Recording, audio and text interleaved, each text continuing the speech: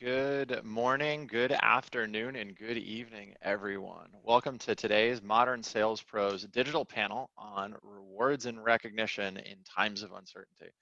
As I'm sure you've noticed, the world has changed quite a bit in the past 90 days. And today we're going to be talking and diving in deep about rewards and recognition, how to think about President's Club, and all of that.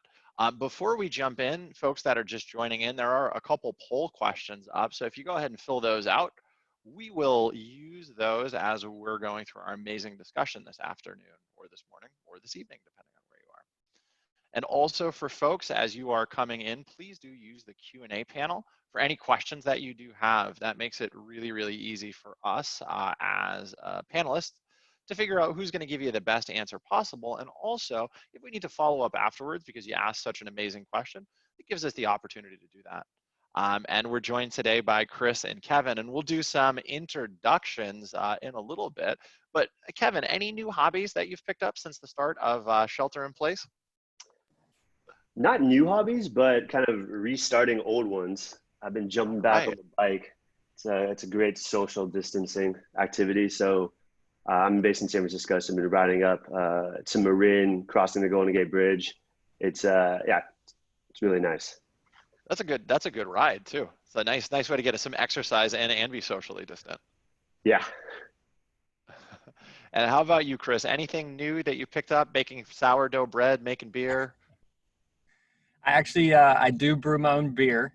So I've made a few batches during quarantine. But similar to Kevin, I've also got back into biking. I'm doing a little bit more of mountain biking now.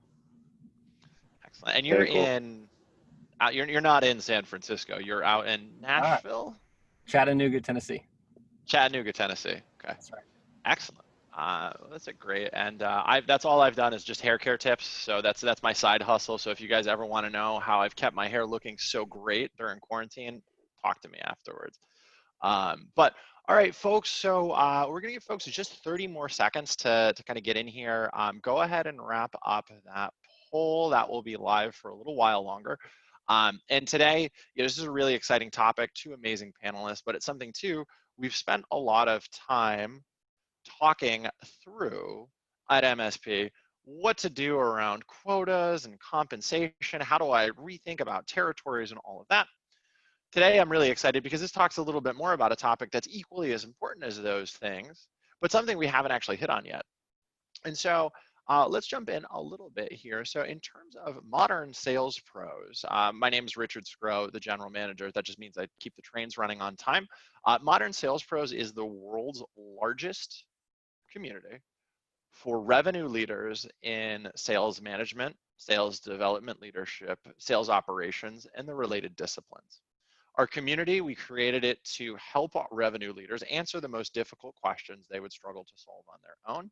We have about 18,000 members and growing. And the best part about this community, because we do create this environment to answer questions you may struggle to do on your own, you get perspective from leaders across all of these companies and 5,000 others. So it's a really amazing resource. And for those of you who aren't members, you will be invited to join after our session here today. And today's session and content wouldn't be possible without the generous sponsorship of Blueboard. So Kevin, would you like to say a few words about Blueboard? Yeah, so Blueboard is a experiential rewards and incentives platform. And so we focus on rewarding employees, top sellers, to an Italian cooking class, to maybe getting a Peloton, at their home these days since it's quarantine, or crossing Machu Picchu off your bucket list. So it's all about helping companies create memories for their top people. It's awesome. And as we'll talk about today, that's important beyond just satisfying the needs of the one employee, but that also has some outsized impact on recruiting in other areas. And we're jumping into it now. So today we'll be talking about rewards and recognition in times of uncertainty. Just a few housekeeping notes before our panelists introduce themselves. Please do take a second and get that poll completed. Secondly, use the Q&A panel for any questions you have. A lot of questions came in during registration. We'll do our best to get to those, but please do use the Q&A panel. And then finally, the first question that someone's going to ask, I'll answer it. Yes, the recording will be provided as soon as Zoom makes it available to us. So it's about 24 to 48 hours afterwards. So with that, enough about me, enough housekeeping. Kevin, please introduce yourself and what kind of gave you the idea to get started with Blueboard? Yeah. So Kevin Yip, one of the co-founders and COO of Blueboard, actually started this with my best friend, which is awesome. We've known each other since third grade. And it was actually in our first corporate jobs. And so I was put on a project. I was an accountant at PricewaterhouseCoopers. Very fun, sexy job. And ended up working 90 to 100-hour weeks for almost 2.5 months. Just absolute grind. And over the course of the project, while I was doing really well professionally, I had gained 25 pounds, over that 2 months. Girlfriend at the time, our relationship was falling apart. And at the end of it, my manager came up to me and said, "Hey, Kevin, amazing job." And she put down an Amex gift card and slid it over to me. She's like, "Thanks for your hard work." Couple $100. And for all the hard work, it just felt like a slight, right? It felt impersonal. I didn't feel appreciated. I was like, I didn't get paid overtime either, right? So that kind of came up. And I was talking to my buddy, and he's like, I literally have 3 gift cards in my desk right now. And so we kind of came up with this, brainstorming session of like, hey, what would have made us feel more appreciated, more valued? What would have made us want to work as hard on the next project? And we thought something like, hey, imagine if my manager came up to me and said, "Hey, Kevin, you love boxing. Got you a boxing membership to the gym around the corner," right? Same cost, but imagine how much more personal and thoughtful that would have felt for me. I would have wanted to not maybe work 100 hours the next project, but I would have wanted to still continue to to put a lot of effort in. And that was our aha moment. It's when we started the company. Since it's a bunch of sales folks, I love telling this story. To get our first customer, we went door to door in San Francisco in the summer, knocking on all startups. And it took us 200 door-to-door visits to actually get our first customer.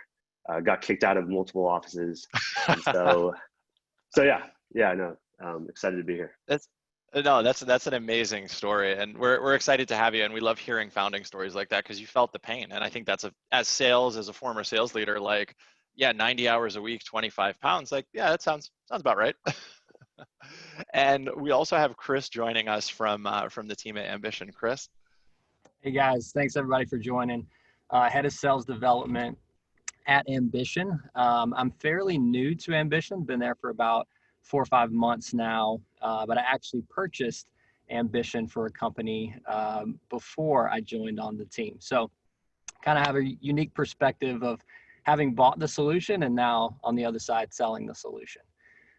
So many of you might be familiar, but just a refresher, Ambition is sales coaching and gamification software. So we sell to sales teams, and for sellers, the tool really provides transparency and accountability when it comes to their KPIs, really helping them understand what success looks like. Unfortunately, in sales, we're not closing deals every single day. So what are those leading metrics that are helping me understand if I'm on track or not? So that's for the seller. For the sales leader, we're providing that same transparency to see, are sellers veering off track?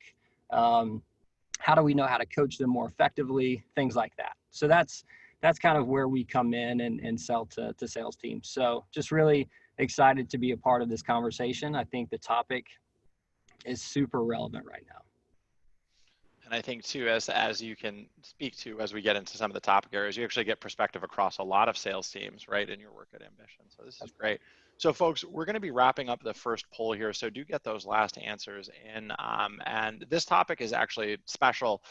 Modern Sales Pros has a very active online community. It's a very active forum. And this topic started with a forum post of, what the heck do I do with President's Club now? Cabo's out the window. As much as I love my coworkers, we're not gonna risk life and limb to hang out together on the beach. I'm sure Gina and the team behind the scenes may disagree. But as we jump into this, we're gonna start our conversation talking really at the high level about rewards and recognition.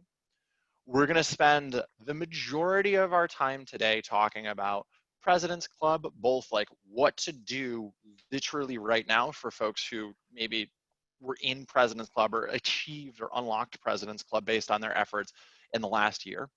Talk about how rewards and recognition are going to change in our new, uncertain, wild, and wonky times.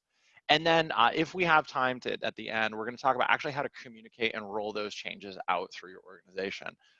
So with that, everybody buckle up and let's jump right into it. So when we think about rewards and recognition, this matters a lot. And Chris, you get the perspective across a lot of sales orgs, plus the org that you're running right now.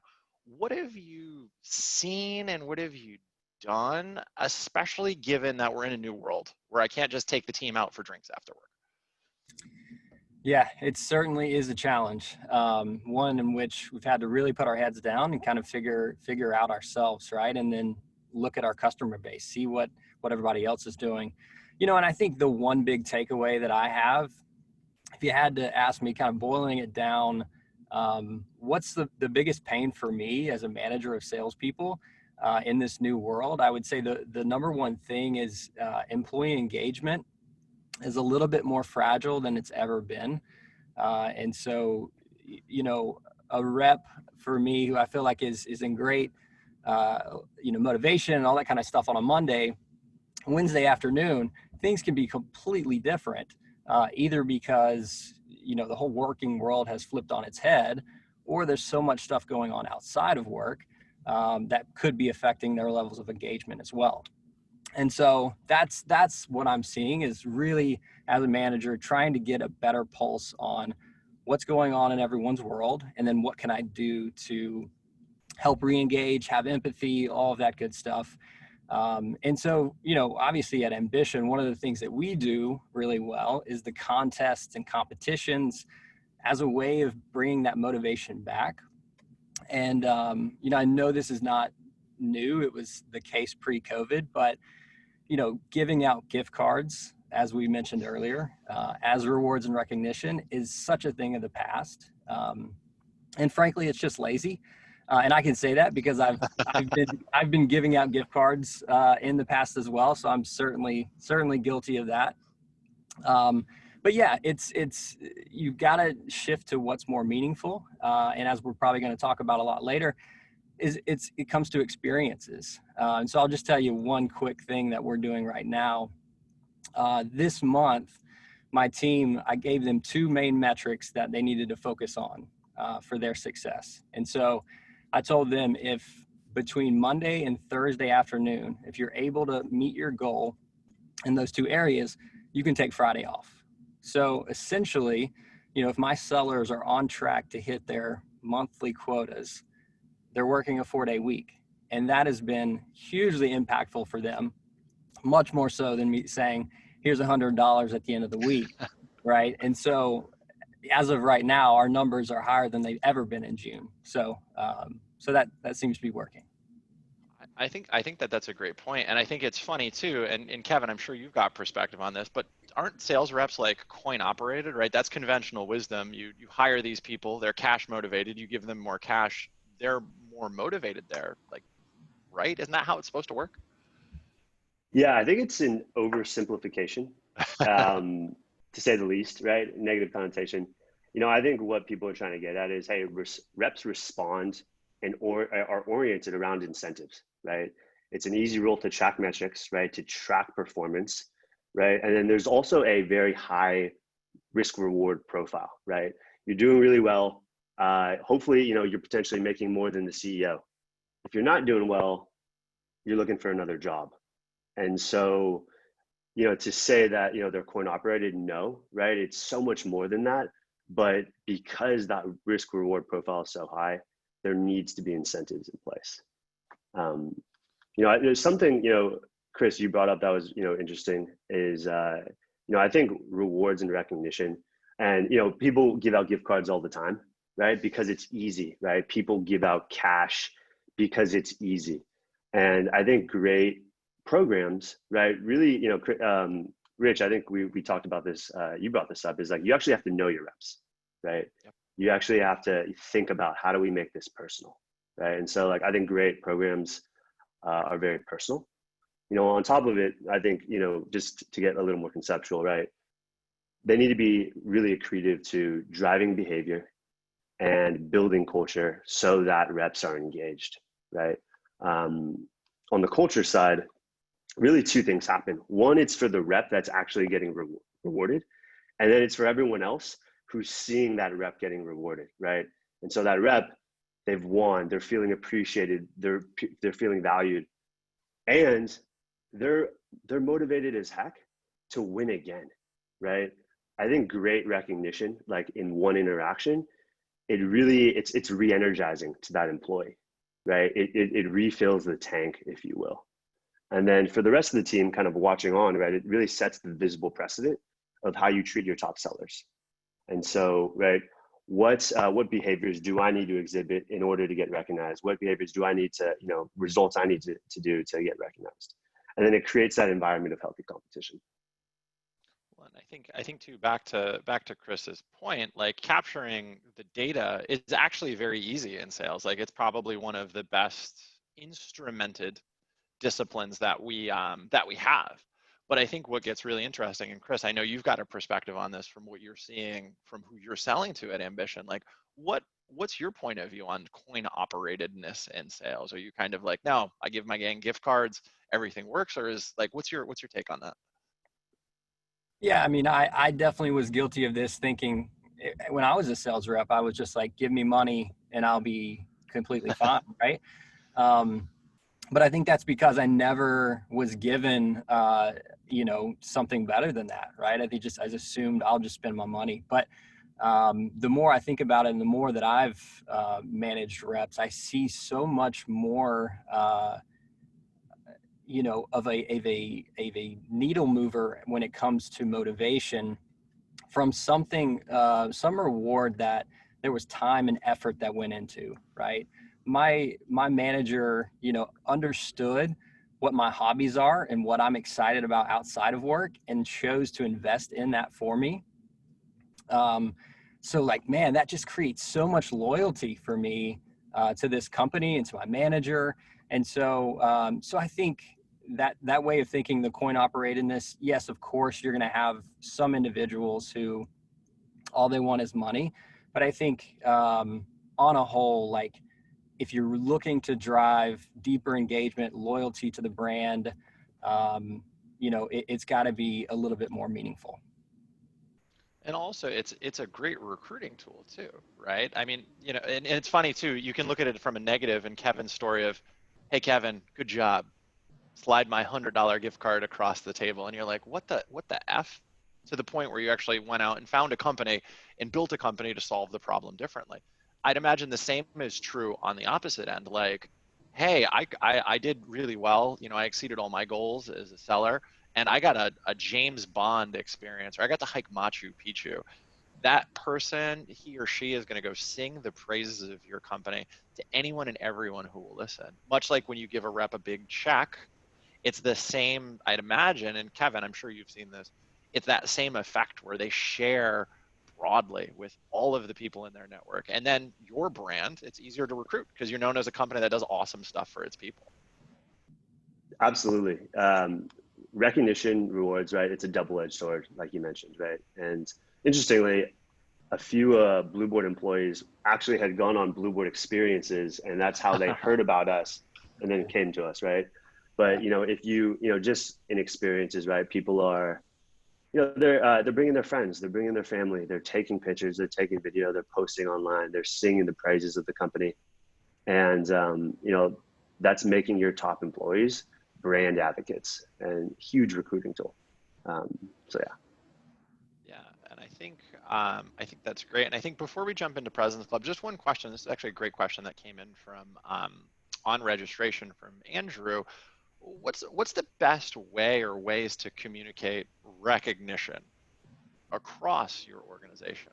And what are some of the things that you've seen, Kevin, that folks have been successful with? And then Chris, we'll give you a chance, and then we'll jump into the President's Club part. Yeah, no, and this is, it obviously depends on the culture of the organization, but kind of broadly speaking, the first is letting everyone know in the company that the program exists and why it exists. Hey, we're going to be rewarding our top employees, our top sellers, our top engineers,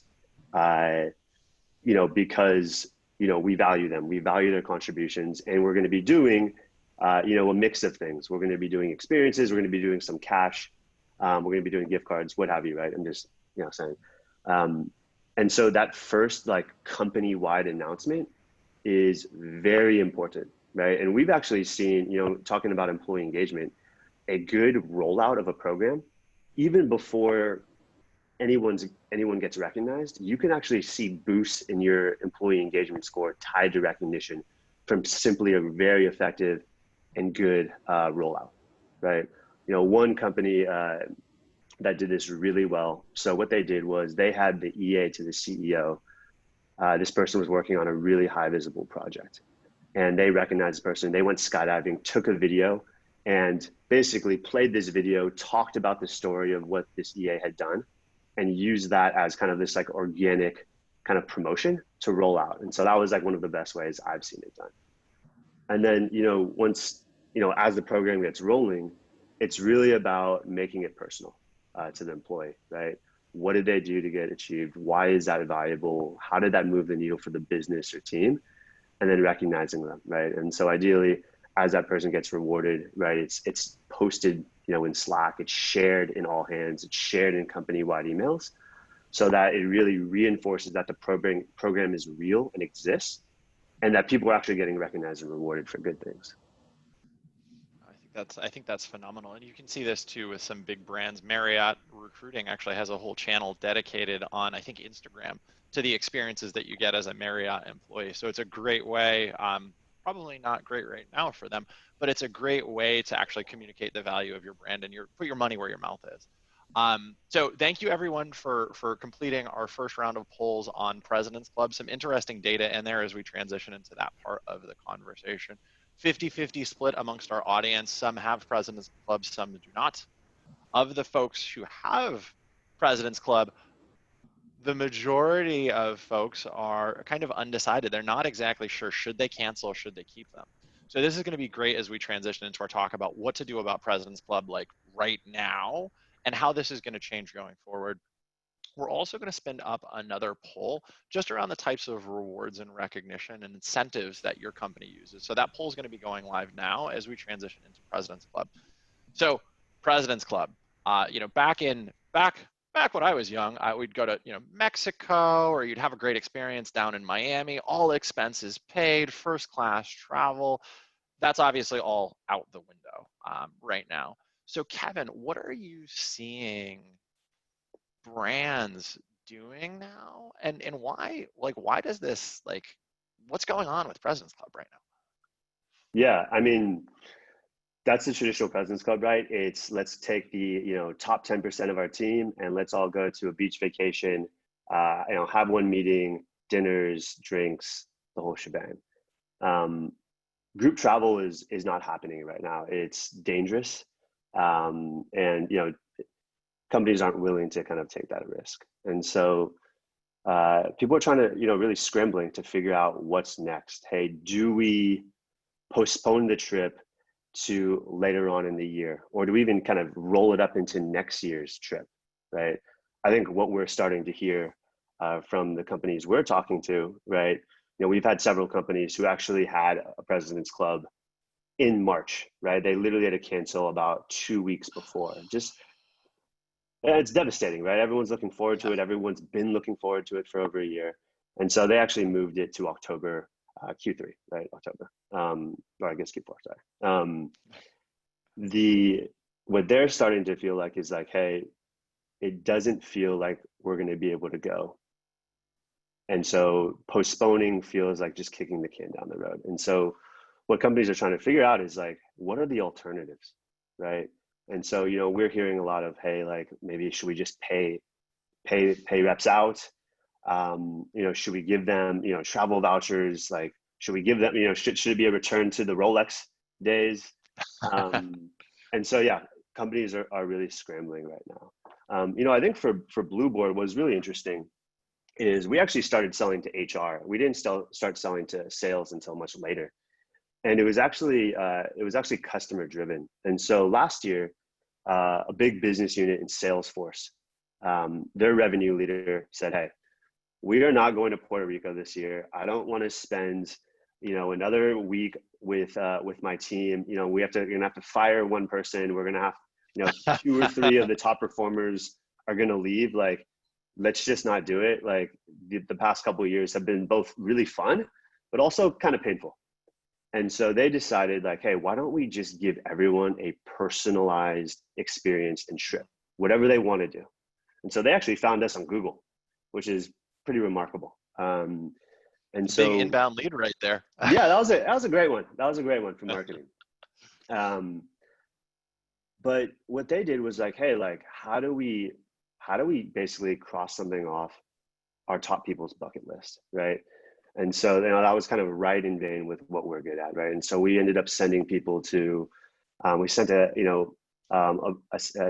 two sisters, on a South African safari, right? We had a daughter bring her parents to Croatia for their 50th wedding anniversary, right? These are experiences that, you're never going to forget, that are always tied to Salesforce. And so what it got us thinking is like, hey, imagine that, and you extrapolate that across your 100 top reps, right? They're going to be talking about it. They're going to be sharing it. And so that's what we're really focused on right now is, hey, let's not lose the essence of everything that makes President's Club great and exciting, right? It's exclusive. It feels like a club. It's timely, right? It's experience driven, right? And instead, let's give kind of your top sellers like the option to do something that's right for them. And so in this time, that could be, a trip, right? Maybe we're planning a trip, late this year, early next year. Maybe that's just a, staycation. Hey, I'm in San Francisco and I want to spend a week just vegging out in Napa, some wine, some good food, right? Or maybe, you know what, I actually just want to get back in shape and I want to get a Peloton and I'm just going to work out right here, right? And so depending on your profile of what you want to do, we're trying to deliver on that. I think that's great. And there's a lot there, and we're going to jump into some more about how we adjust. But I mean, we've got a practical application here. So Chris, on the ambition side, right, you've got a big team, rewards and recognitions have shifted. How are you guys making adjustments to your your strategies around President's Club and things like that? Yeah, so we have a kind of a traditional President's Club, hit your yearly number, and a trip, will be provided. But I think a really important point that Kevin made is that we're allowing our sellers to choose what that trip is for themselves and not like a group trip where everybody's going to the same place. Because there's a lot of folks who have those bucket list trip, destinations that they want to go to and may not want to go to Cancun, but want to go to Banff and, hike and do stuff like that. And so putting that power in their hands is what we've done traditionally. At this point, everyone that hit that quota club at the end of last year has not gone on their trip yet. We've kind of pushed those trips out, hoping that we're able to get them in before the end of the year. And so that's kind of been our approach at this point is hoping that we can still make them happen this year. I think that's phenomenal. And I think one of the things, Kevin, that you mentioned was about sort of the why of President's Club and what that means, right? Back 30, 40 years ago, that gold Rolex meant something. You walked into a meeting, it was like wearing a suit of armor. I got this because I'm the best. How is the psychology of President's Club? And it's worth talking about that a little bit. Like, what does that mean? And what have you seen from organizations approaching really, I don't want to say selling, but getting that anticipation up around President's Club? And Chris, we can chat about this too. Obviously, you've seen it from Ambition, but let's start with Kevin. Just a little bit on that. Like, what is it about President's Club? What's the psychology behind that? Yeah, I mean, I think, to really boil it down, it's exclusive, right? When you qualify for that, you are the best of the best, right? It's making the all-star team, if you will, right? And, given the culture of sales, how competitive people are, how people want to win, that means something, right? It means something to them when they make that trip. And I think companies, what companies do really well is they make it both an incentive and a recognition trip, right? And so, typically, right, before, let's say, one of our companies, they went, they're thinking about us for next year, but they went to Bali in February, right? In January, they already rolled out their 2021 trip. Hey, we are going to spend a week in Bermuda. Our top sellers, right? And then, so it's already at top of mind for everyone in the organization. And then the people who actually won last year get to go, right? And so I think they do a great job at rolling it in as an incentive that lasts the whole year. And then, on the recognition side, it's really about making everyone that goes to club feel super special, right? People are getting access to leadership, right? They're having these great experiences. They get to bring their +1. They have an awards dinner. And so, it's just an experience that really elevates them, right? Yeah, and I think you bring up a great point. So much of President's Club is so much of sales is winning, right? And I'm sure, Chris, that you've seen this. How much does that play into it, right? Winning, and you've got a lot of contests that you've run on your team, and obviously have some expertise on this, but winning matters a lot in addition to the rewards. Is that fair?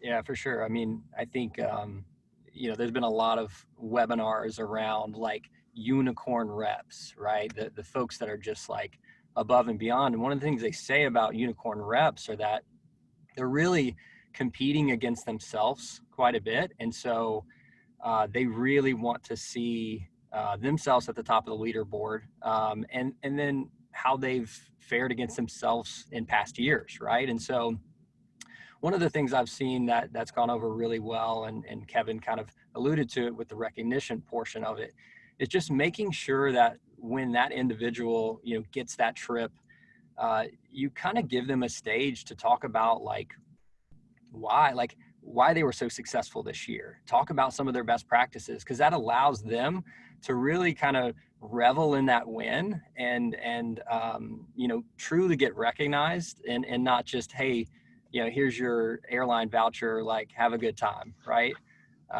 So I think that's an important part, is that storytelling as well, is allowing them to kind of have the stage. Well, and I think that also is a great point. It goes back to what Kevin was saying, where it's not just about being the best, it's about being recognized as the best, and it's about being associated with others who are the best, right? Making the all-star team is cool.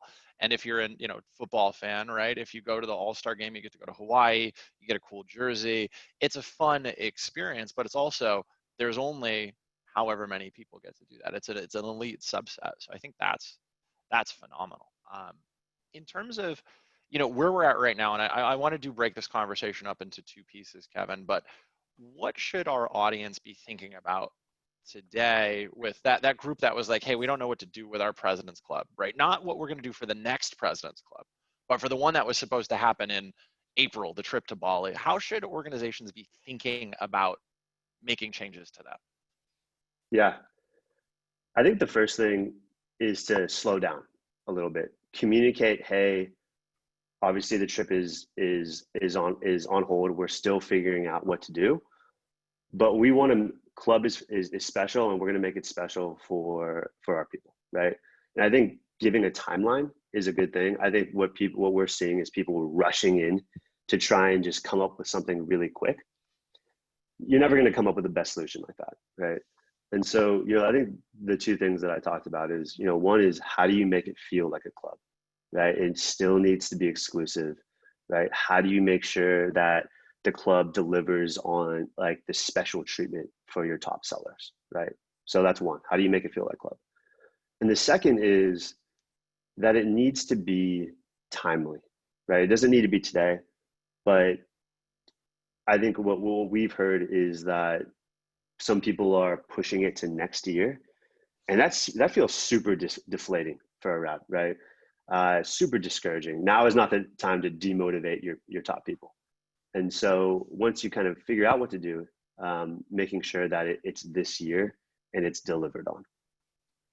And I think that's you see that a lot in even just compensation philosophy, right? You want to pay as close to the transaction as you can, because if Chris just busted his butt for 6 months to close a $200K deal, he doesn't want to wait a quarter to get paid on that. He wants that like yesterday.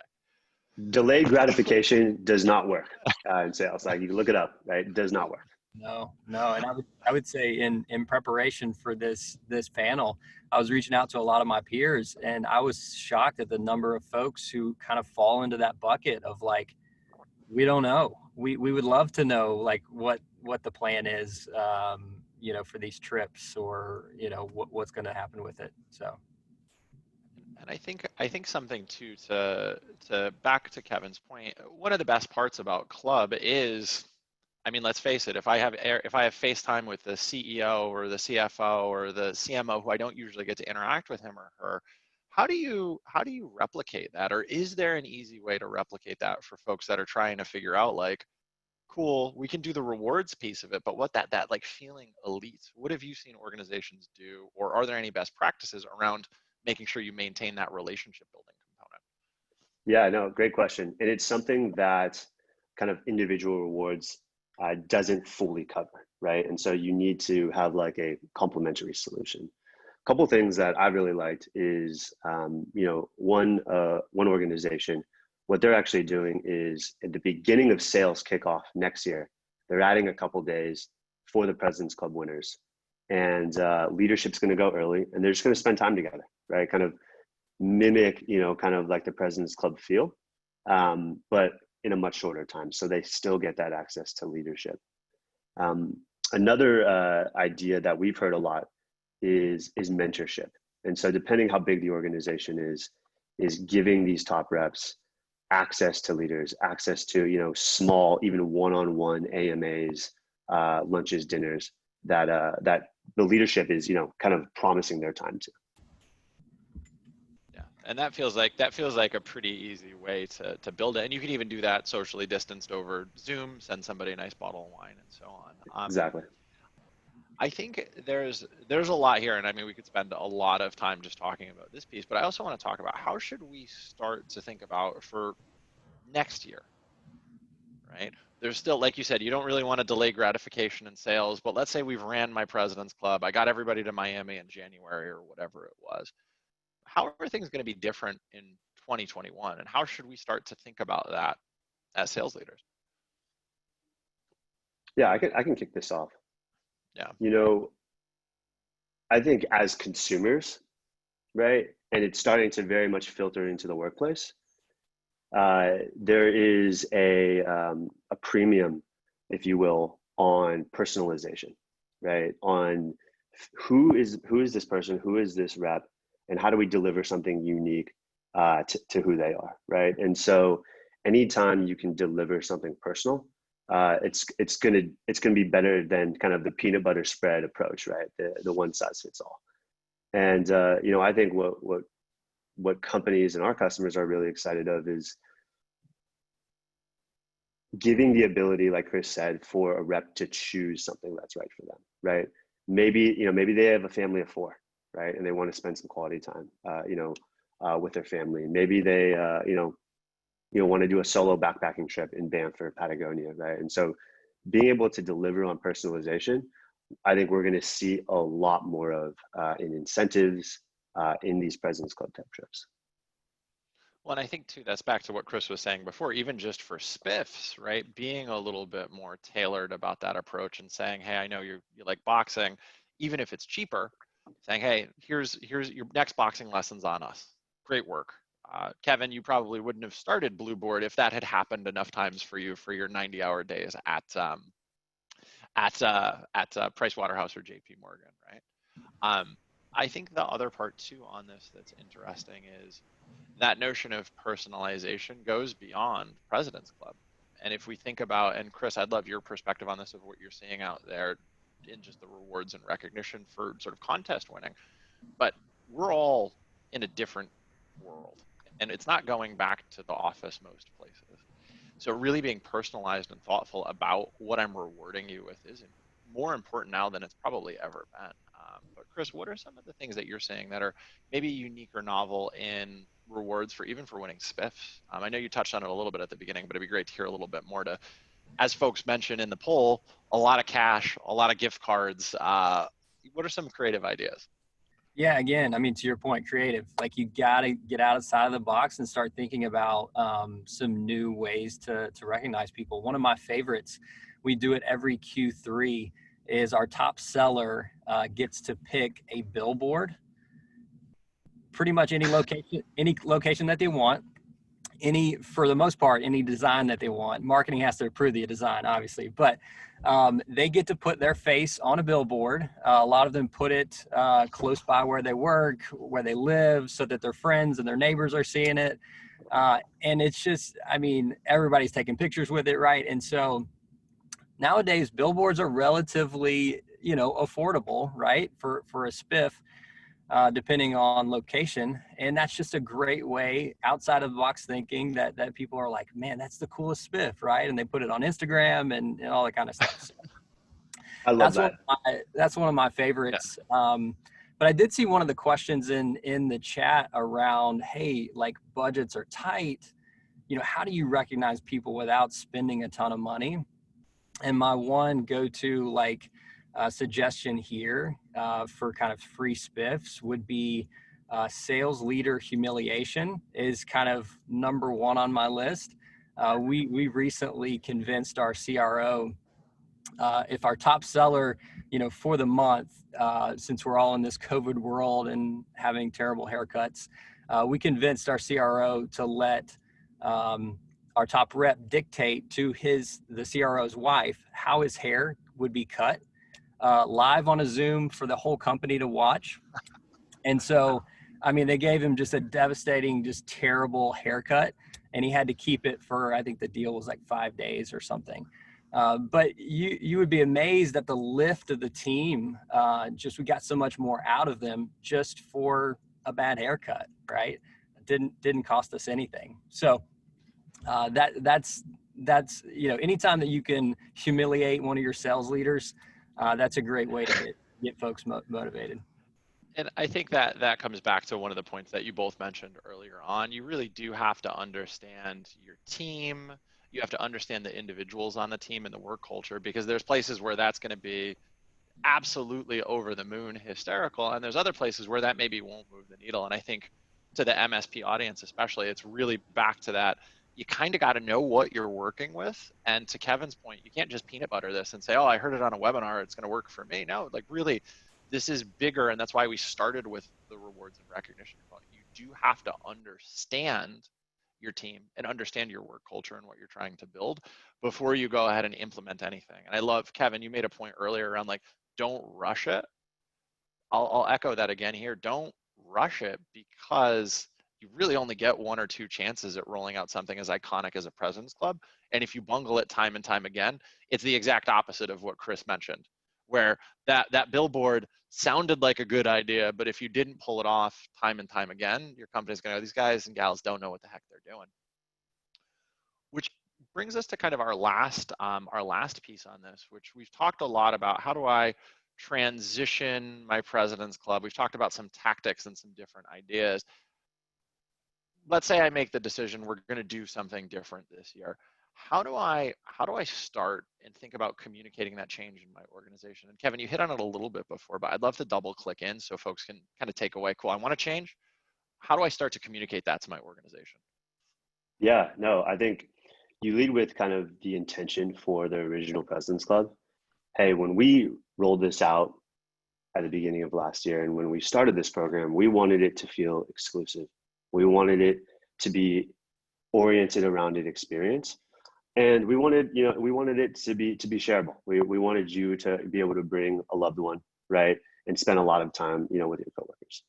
Now we can't, and you start there, right? And then you talk about the solution, right? Whatever you're going to do now, and how, hey, it hits, maybe all 3 of your goals, initial goals, or maybe even just 2, right? And so I think when you're rolling that out and communicating the change, in terms of making sure you're starting from the beginning, telling that story, telling the thought process, right? Because I think, right, if you're able to communicate that well, there might be criticism of like, hey, like, I don't think this is the best idea, but I get the intention, right? I get why we're going this way. And so I think that's a huge, bonus, right? Once again, don't rush it. Let's just give everyone cash, even if you do give everyone cash, right? Make sure you're able to still tell that story, and why you chose it versus like, we needed to do something, here it is.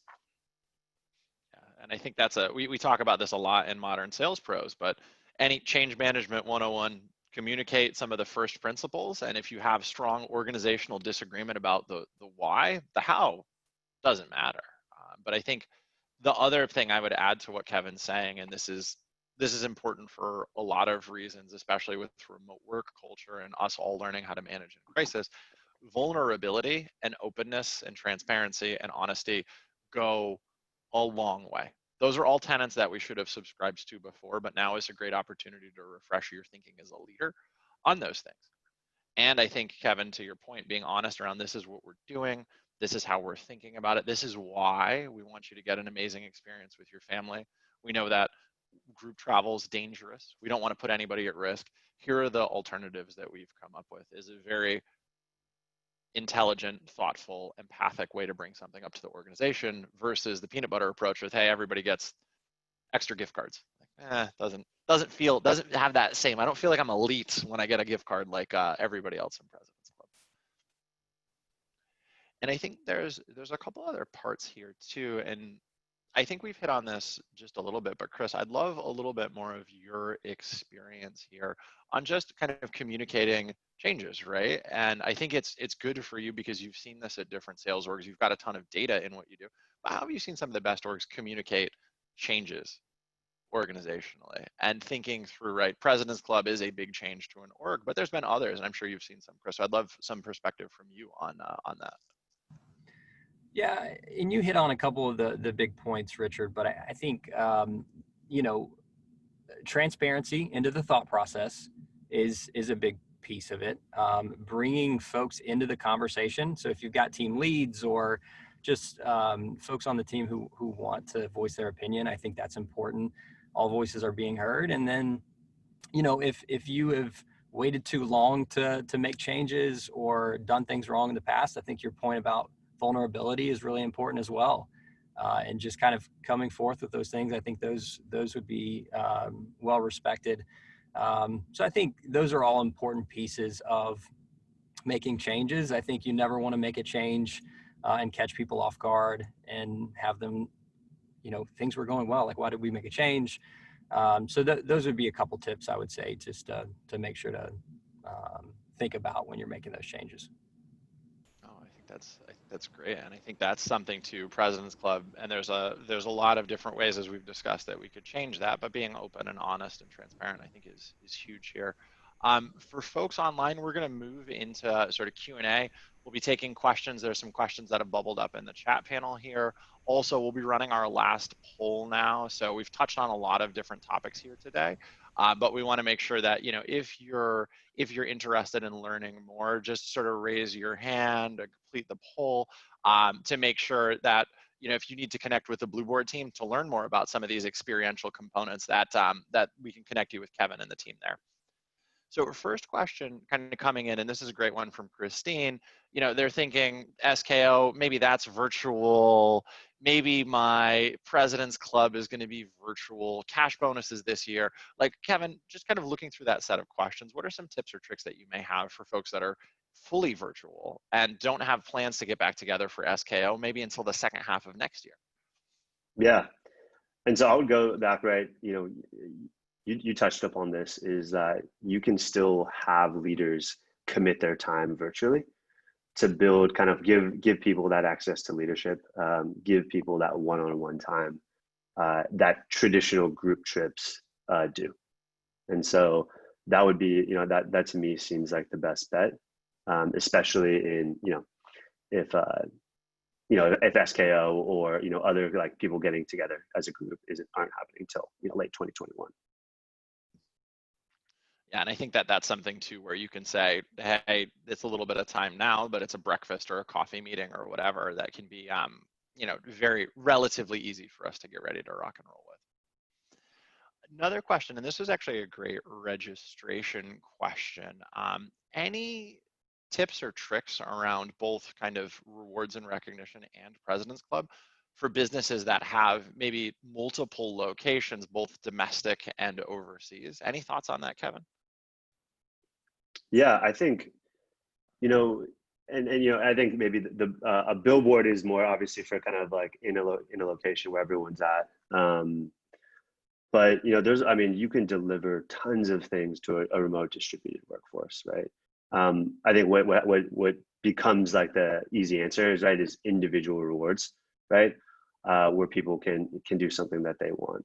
I think the key for remote and distributed folks is to build that culture, right? You're not talking in the office about, hey, like this is what I got, or hey, did you see that billboard, on the highway, right? Is making sure that the content, right, the videos, the pictures, the story of why people are getting recognized are being shared internally, right? All hands, posted on Slack, company-wide emails. And so the communication on the back end like becomes more important to make those effective. I think that's a great point. It comes back to that building anticipation in the organization. Like, oh, what's Chris gonna do? We know he won Salesman of the Month. What's that gonna look like? Chris, I think this is a good question for you coming in from Melissa. And please, folks in the audience, please do use the Q&A panel. That makes it a little bit easier for us to just triage the question. Chris, Melissa's question: examples of interesting SPIFFs, contests, and rewards that you've seen run, both for your team and for folks that are maybe in some of the places that you're selling to. Yeah, a couple just that I've run recently, because the last few months have been trying times for a lot of businesses. March and May, our numbers for my team were down. And so when I think about in May and June, kind of creating some competitions, one of the things I wanted to focus on was, instead of just like, best in this metric, right? We've got a couple, A players on our team that are always winning, right? So a couple like interesting ideas are, we want to improve in a number of different categories. So let's have a most improved contest, right? And so that way you're almost like pitting, you're challenging your A players to say, hey, you did well last month, but like, you're going to have to do even better next month to win this competition.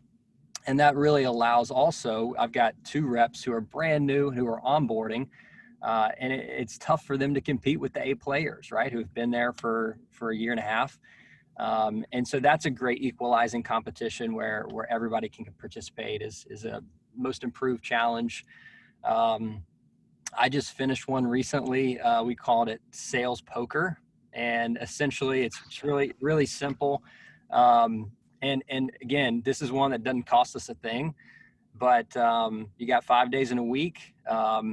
You figure out what the metrics are that you want to track. And if they hit that metric, they get a card for the day. And at the end of the week, you've got a 5-card poker hand. Whoever has the best hand wins, right?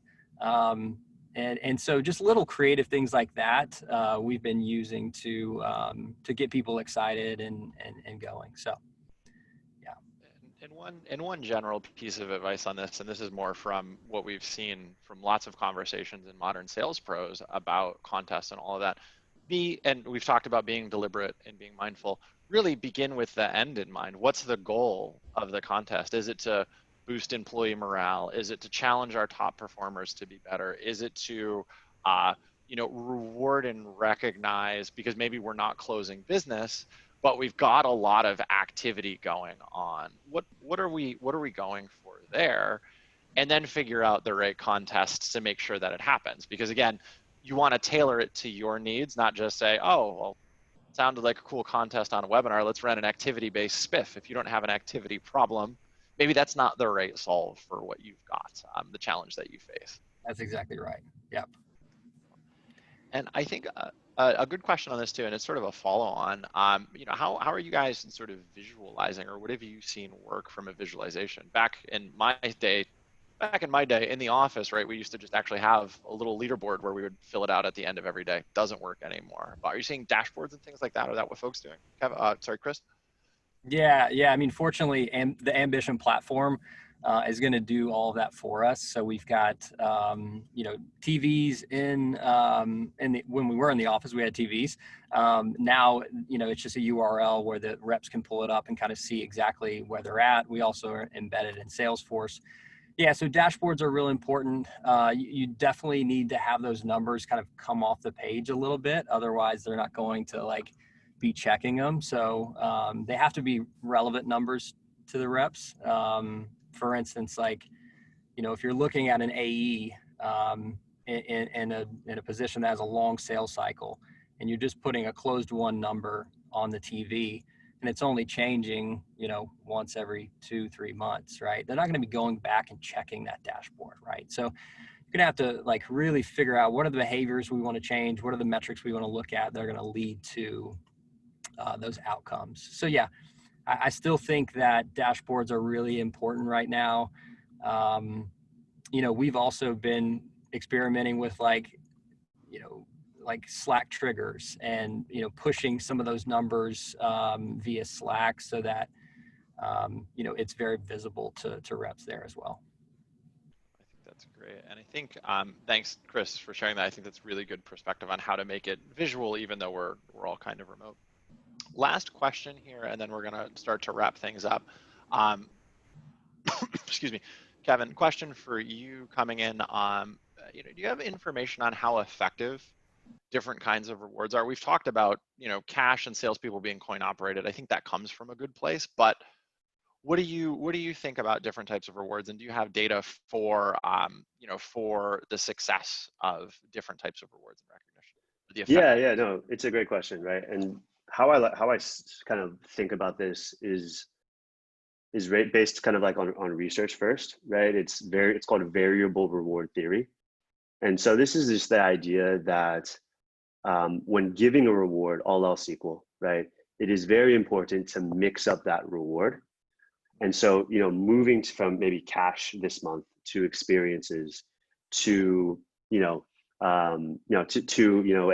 dinner with the CEO, right? Mixing it up is very important, right? And I think obviously there's an optimal mix within that.